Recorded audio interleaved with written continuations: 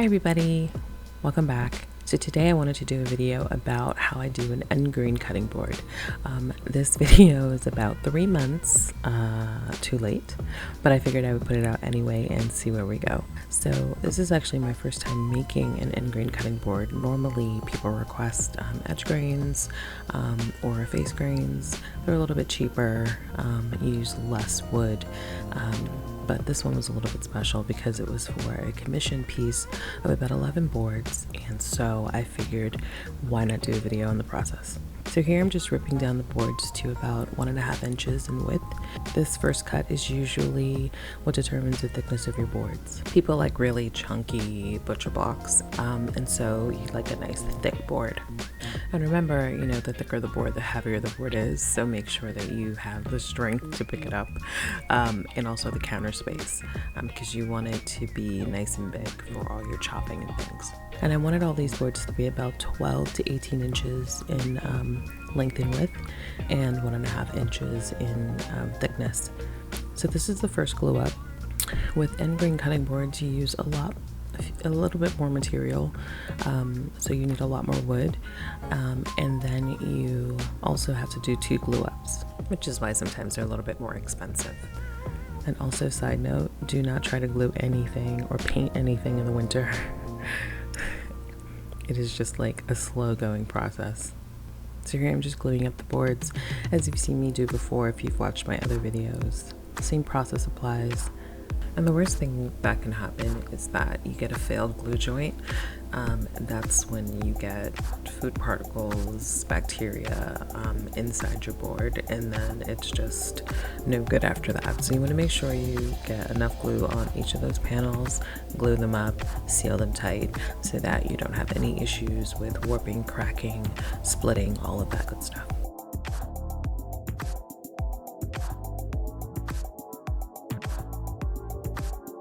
And I'm just wiping off the excess to make sure that I get a nice, pretty clean surface so I have less cleanup to do afterwards. The worst thing for a planer is dried glue. It is impossible to get off, and it can chip your planer blades. And you don't need a planer for this process. You can use hand sanding, but that will take you 5 years. So it just makes the process faster. So right here, I'm just trimming up my edges to get ready for the next set of cuts. Like I said, the end grain has 2 glue ups, so when you cut your initial boards, you glue that up, then you square your edges, and then get ready for the next set of cuts. And squaring just means that all of your sides are perpendicular to each other, so you don't end up with a wonky board, which I've done before. Guilty. Be careful with table saws, people. They do take fingers, and even the most seasoned woodworker has lost a finger or 2, so use caution and always use eye protection. And someone is probably going to yell at me for wearing this shirt.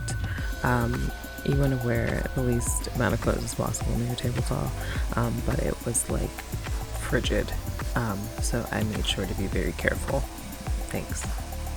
So now I'm just doing another set of 1.5 inch blocks.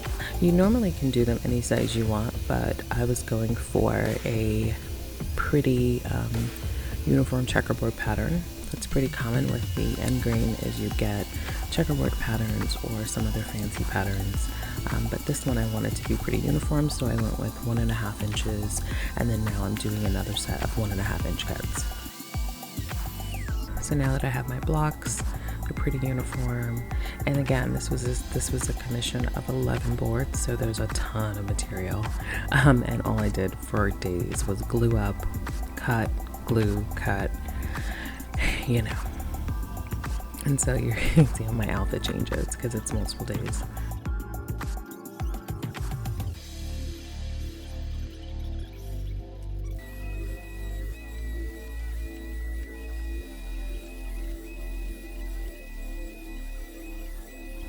So here I'm just measuring. This is where my final width and length will come from.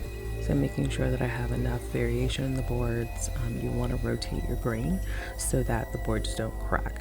And so you want to make sure that you have enough glue, and that you rotate your grain so that there's no cracking or splitting over time. Water can damage wood over time, so you want to make sure it's protected. And so you want to make sure that you keep your boards nice and oiled between uses.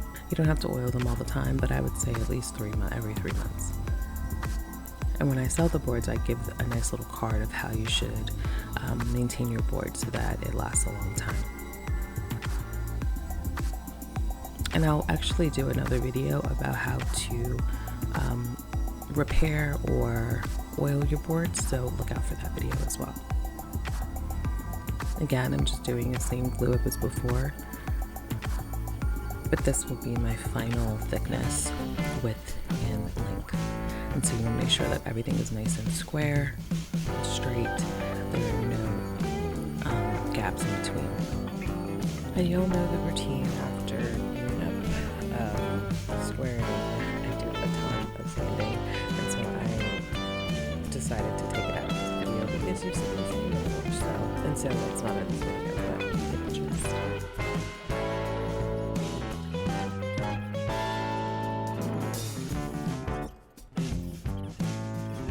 To finish off these boards, I did a nice juice groove and handles on the side so that you can rotate the board because it is reversible.